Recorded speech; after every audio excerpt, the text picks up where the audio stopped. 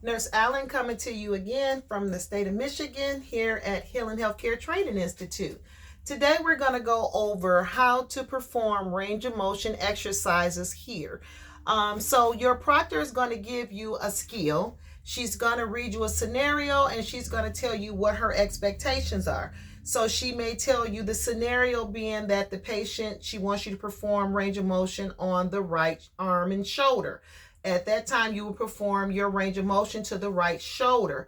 Or she may say, I need you to perform range of motion to the right hip.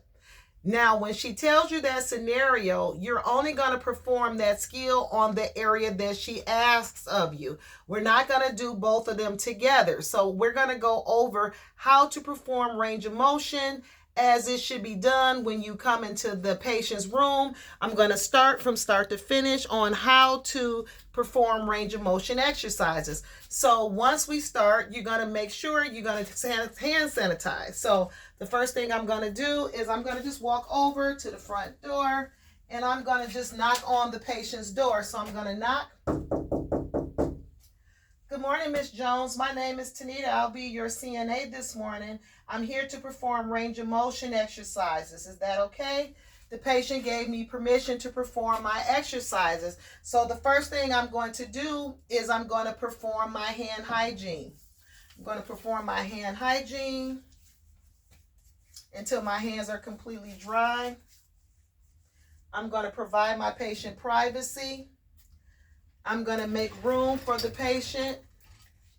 I'm going to check my bed for safety to make sure that the bed is in a safe position and the bed is locked.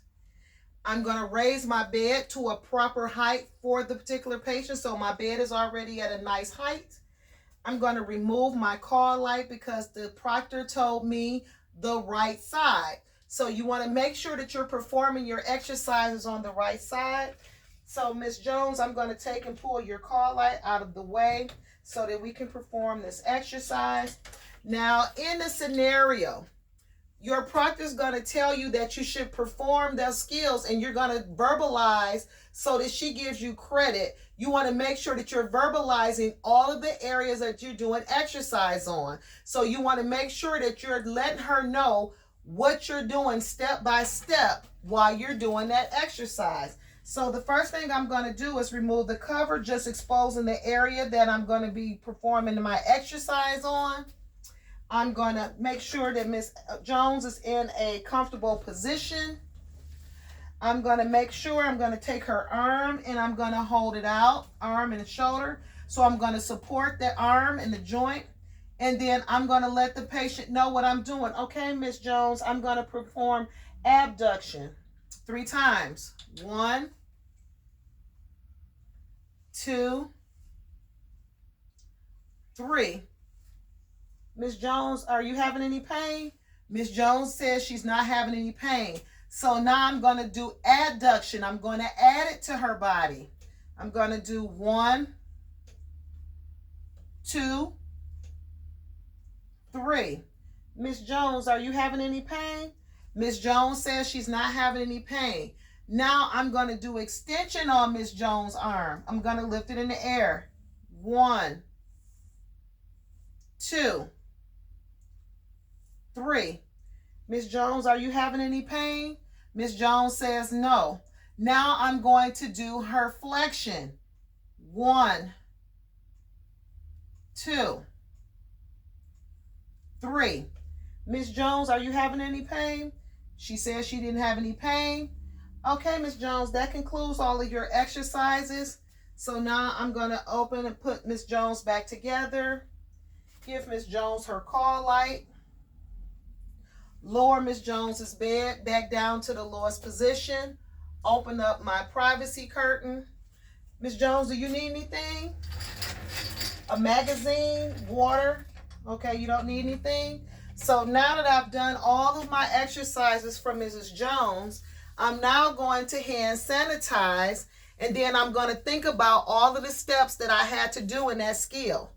Did I knock on the door? Did I announce myself? Did I give the patient privacy? Did I do my hand hygiene? Did I check her bed for safety? Did I raise the bed up to a working height?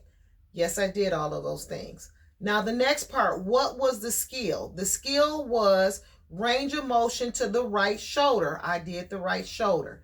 I did adduction. I did abduction. I did flexion and extension.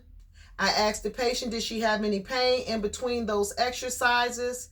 After I done that, I would think about it just to make sure I did everything again.